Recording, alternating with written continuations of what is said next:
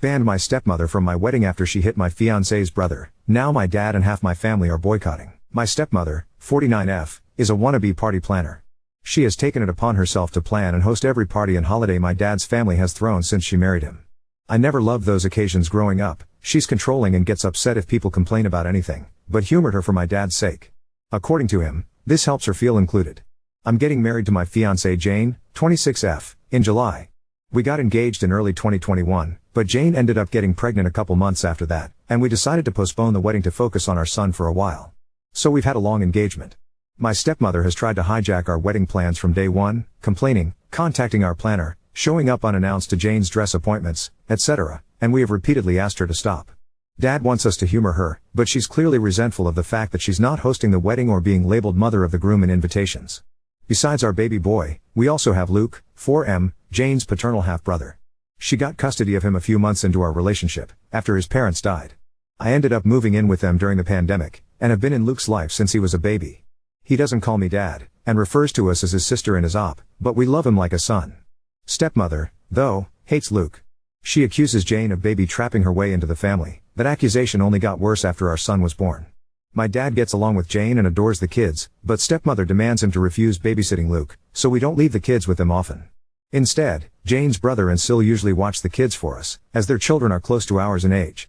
We had a thing last Sunday, and my Bill was out of town with his family. Jane's other siblings live in different cities, as well as my mom and sister. My dad agreed to babysit at our place, and we left. We came back to find both kids crying, stepmother screaming, and dad weakly trying to calm everyone down. Apparently, Luke had told stepmother that both he and our son were going to be our ring bearers, and she went ballistic. She screamed that she wasn't going to allow that because he wasn't family. She then made me need to include the trigger warning when he started crying. His lip is still split. She'd never gotten to this point before. We immediately banned her from our house and from our wedding. Dad is fuming and has said he's not going without her. He's also convinced half of his side of the family, by severely downplaying what stepmother did, to boycott the wedding as well. This includes my stepbrother, who fully agrees with his mother no matter how many times I try to tell him the truth. Me and Jane are refusing to budge, but many of my cousins who aren't coming anymore are asking us to reconsider. Pretty much all of Jane's family agrees with us, but one of her aunts has suggested that maybe stepmother is acting out because she doesn't feel welcomed by my family. I've honestly had it with my family enabling her behavior. I love my dad, and really want him at my wedding, but I am more than willing to go and see if it means protecting my family. Edit, I think I accidentally deleted the paragraph where I mentioned this, but we did press charges. We took Luke to the pediatrician the next day and gathered every piece of evidence we had. Not only did we have pictures of Luke's face, but by some miraculous strike of luck, we also had nanny cam footage. Some commenters were right to assume that my SM hadn't been invited to our house, but my dad hasn't really gone anywhere without her in years, so we took precautions. We didn't expect her to actually do anything this awful, but we've never trusted her with the kids.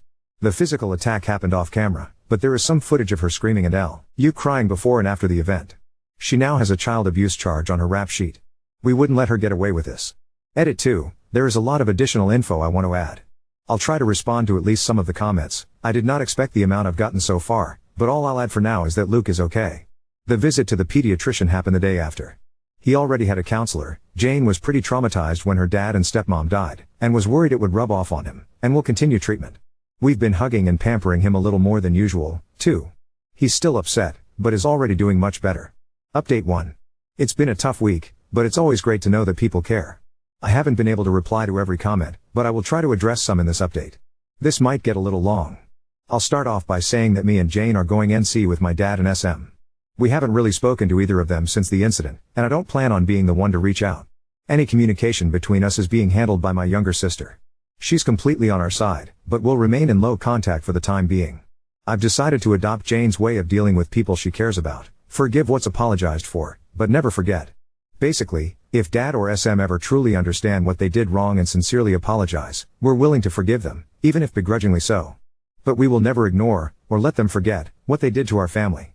And for the time being, neither of them will be allowed near Luke, our baby, and any other kids we may have in the future, even if we do forgive them. As for the rest of my family, I read a lot of comments suggesting that I post pictures of Luke's face, as well as the nanny cam footage. I'm not very active on social media, but even if I was, I'm not comfortable exposing my injured preschooler like that, especially given that nothing on internet ever truly goes away.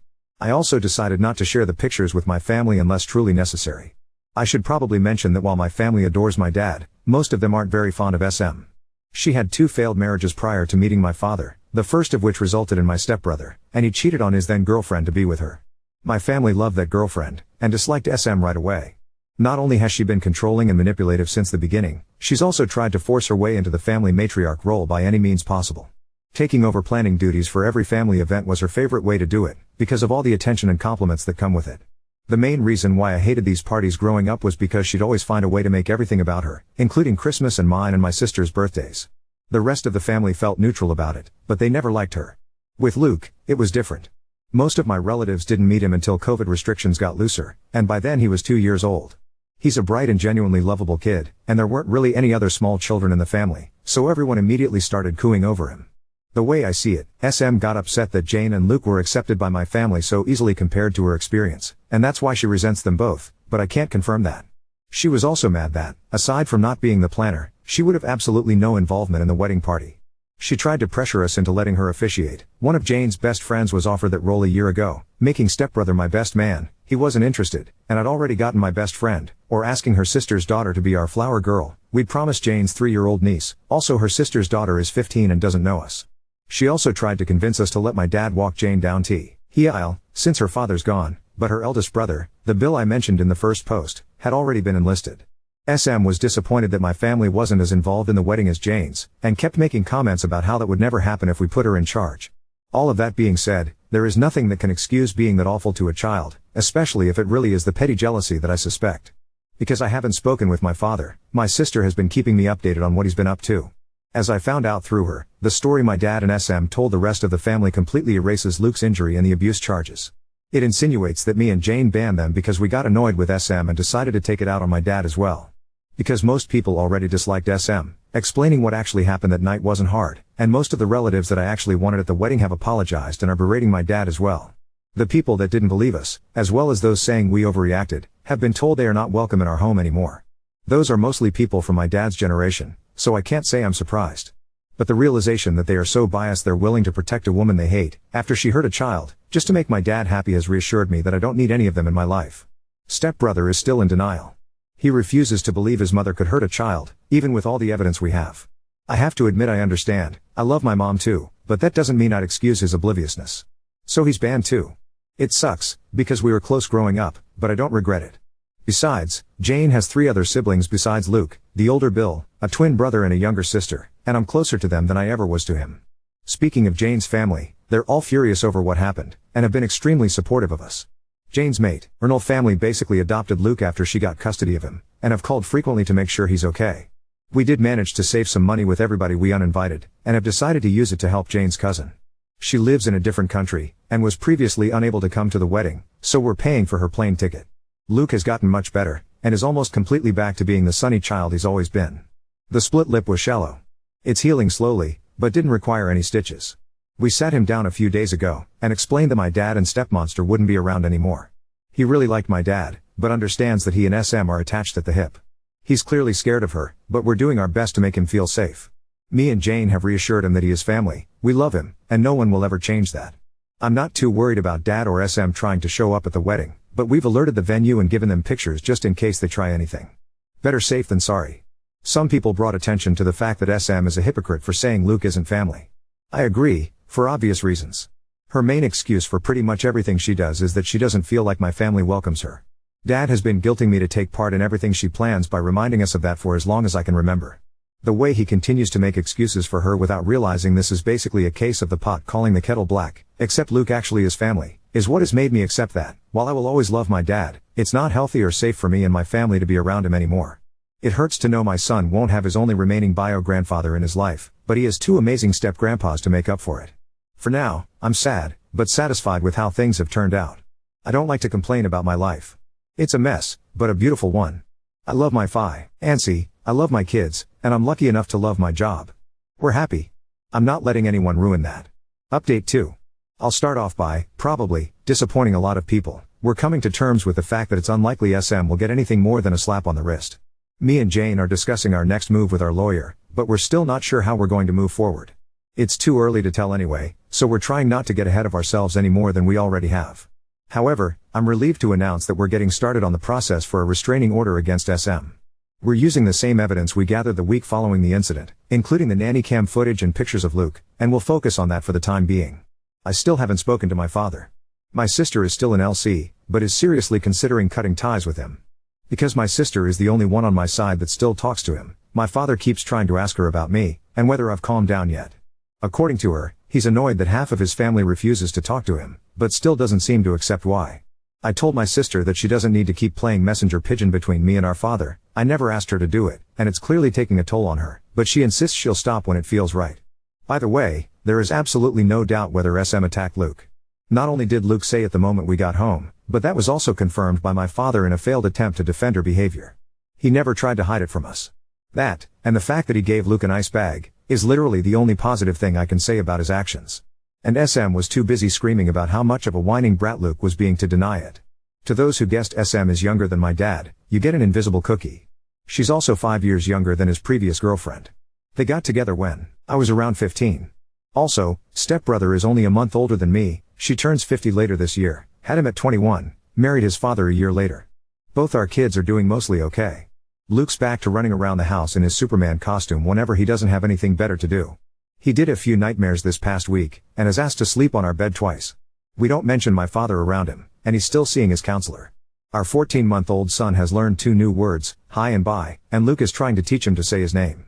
Jane's sister, who moved away for college, is coming over for a couple days to celebrate her 21st birthday later this month. Luke's excited to see her, and Jane's excited to get drunk with her. Can't say I blame her. We're hoping her presence will cheer us all up. I'm not doing so good, and neither is Jane. She's usually the kind of person who tries to keep her negative emotions to herself, but she cried herself to sleep almost every night the week it happened. It breaks my heart to see her like that, and I can't help but feel like this is my fault. There's a part of me trying to tell me I had no way of knowing SM would do anything like that, but that doesn't really change anything. I allowed my father near my kids unsupervised, even though I knew she'd probably tag along. This is the guiltiest I've ever felt, and I don't think I'll ever forgive myself. Jane has been improving lately, and is trying to convince me to see a therapist. I've never really done that before, apart from a psychiatrist when I was younger, but now feels like a good time to give it a try. I was surprised by a few messages this week from people telling me to forgive my father and SM, as well as re-invite them to the wedding. That's not happening. In fact, I'm not willing to ever forgive SM. My dad has now degraded to a huge maybe, but I will never understand or forget what she did. Also, though the wedding is the last thing on our minds right now, we're not postponing it. We considered rescheduling, but the date we'd settled on is pretty much the only one that works for our guests. We have passwords with all our vendors, and gave them all clear instructions not to talk to anyone but us. Jane's family is bigger and closer to each other, which is why they're more involved in the wedding than mine, but I do have family participating. My sister is one of the bridesmaids, 2 of my cousins are groomsmen, and my mom is walking down the aisle with a wedding party. Going through all of this with Jane has made me understand even more just how much I love this woman. I couldn't ask for a better partner to start a family with, and I have no idea what I'd do without her. This didn't tear us apart, and I couldn't be more thankful. I probably won't make any more updates until after the wedding, unless something big happens. Update 3. I didn't plan on updating again before the wedding, but something pretty huge happened. The good news is we got the row. The bad news is me and Jane had to see both SM and my father at the court hearing. This was our first time seeing them since we kicked them out of our house over a month ago, and neither of us were looking forward to it. We left the kids with Jane's brother and Sil, so at least Luke didn't have to see them. The hearing itself went a lot quicker than I expected. I'll give credit where it's due. My father was, at the very least, smart enough to understand there was no way they were winning this. There was a lot of evidence against them. Not only did we have the nanny cam footage and Luke's pictures and medical record, but my sister had also gathered every text and email SM had sent her and the family about what happened. And SM hates speaking on the phone, so there were a lot of those. They didn't even bother to get an attorney for the hearing. The judge granted us a protection order against SM. She's not allowed within 500 feet of us or our property anymore. We're changing all our locks this week, and I'm thinking about changing my phone number as well. I have to admit, the moment we left the courthouse was the safest I'd felt since this whole ordeal started. Jane was close to tearing up with joy when we got to the car. We picked up the kids and went to McDonald's with Bill and his family to celebrate. Hours later, my father called me. The order doesn't extend to him, so he can still do that. Jane and the kids were in bed, so I answered. I didn't expect him to change his mind and apologize all of a sudden, but decided to give him one last chance. He tried to start some awkward small talk, but I told him to get to the point. He asked me if the order was truly necessary. I stated, very clearly, that SM was never coming near Jane or my children again, and that I was glad I had an row to formalize that. Every excuse he had for SM was pretty easy to shut down, but she only hit him once. Yep, and that's enough for me. The kids need their grandma. She's not their grandma, Mom is. She's my wife. You need to respect her. She attacked Luke. She disrespected my family and my own house. I don't owe her anything, least of all my respect. He then went on a rant about family, how much of a godsend SM was and everything she'd done for me and my sister since she came into our lives. I replied by listing every time I could remember about her lying, overstepping a boundary or acting unhinged around me, my family or my sister. I brought up both my adult life and my youth. Examples included her attempts to hijack most of our milestones, recently, our wedding plans, our son's birth, Jane's baby shower and my sister's college graduation, her obsession with the idea of a perfect family and her disgusting attitude towards Luke. I also made sure to mention her habits of going through mine and my sister's stuff when we were younger. It's trivial, compared to everything else, but this behavior went on until my sister moved out of their house, only 3 months ago. We're pretty sure she found out about Jane's wedding dress appointments by reading my sister's planner while she wasn't home, for instance. Some of the memories I mentioned are long and hard to explain, but they did cement the fact that SM means nothing to me. He tried to go with the whole she doesn't feel included excuse again, but I shut him up. I said he'd had the opportunity to protect his grandchildren, but had chosen his monster of a wife instead, and that's enough for me to want nothing to do with him. I hung up without saying goodbye. My sister told me he called her afterwards, and she told him she was going NC with him as well. I think we're both starting to accept our father won't change. It sucks, but he's made his priorities clear, and his children and grandkids aren't among them. For now, that's it. Now that they're fresh in my mind, I'm thinking about sharing some of the stories I reminded my father of, but that's gonna take a while. Until then, as always, best wishes to all of you. Update 4. After being engaged for over 2 years, me and Jane finally got married last Saturday. We're still getting used to calling each other husband and wife, but we'll get there. Hopefully. The wedding was awesome. The kids had fun, our extended families finally met and we danced so much I could barely stand the next day. Luke took his ring bearer duties seriously, and held my son's hand as they walked down the aisle. Besides my aunt getting shit-faced and being let out on a wheelchair, which I already thought would happen anyway, everything went according to plan. It's been 4 months since we got the row against SM. Things have been mostly quiet, and I wouldn't have it any other way. Except completely quiet, but we can't always get what we want. I never really worried about SM showing up at the wedding, especially after the row. It's literally illegal for her to come close to us, and we made it very clear if she tried, we'd call the cops right away. My friends still warned me to take safety measures, most of which I did. SM didn't show up, of course, but I'm a strong believer that any money spent on security is well spent, so no regrets on that end. My stepbrother and I wished each other happy birthdays, and he also texted Jane on hers back in June. That's the only contact we've had during these months. He knows that the door is still open if he wants to apologize. My dad has given up on trying to reach me. We haven't spoken since April. He's still trying to talk to my sister, for some reason, but she's ignoring him. A few days after she went NC with him, they had a huge fight over the phone about SM's treatment of us over the years. Insults were thrown, sore subjects were brought up and, most importantly, my father took SM's side on almost everything. My sister called me crying afterwards.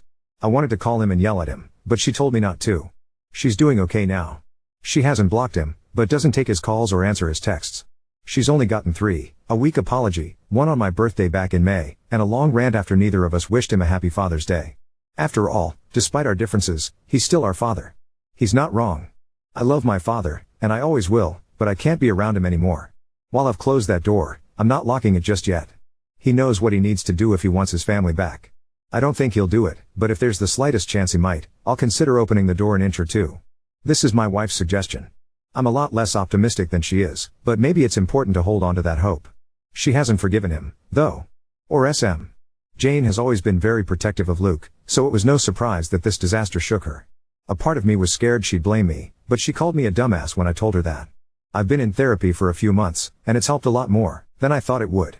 I've realized SM's behavior around me growing up was a lot worse than I always thought, and it's great to finally be able to get my feelings off my chest. Right now, I'm more than happy. I just married the most amazing woman ever, and I have the family I always dreamed of. None of us are perfect, but I never thought life would be this great to me. I'll stick around. Reddit is a lot more than I expected, but I can sleep peacefully now, so it's safe to say this will be my last update on this.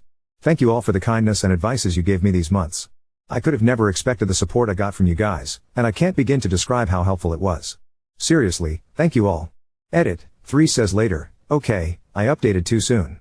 I didn't want to write another post, so I'll just add this here. My stepbrother called me earlier today. Apparently, he and SM had a fight and he wants to meet up. I agreed as long as it was just the two of us. We're meeting up for coffee on Wednesday. I have no idea what to expect, but even if he does apologize, I need to know he understands how and why he let us down.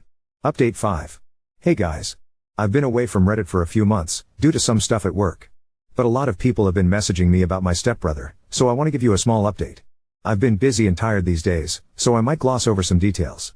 Feel free to ask me anything. I first met my stepbrother for coffee back in August.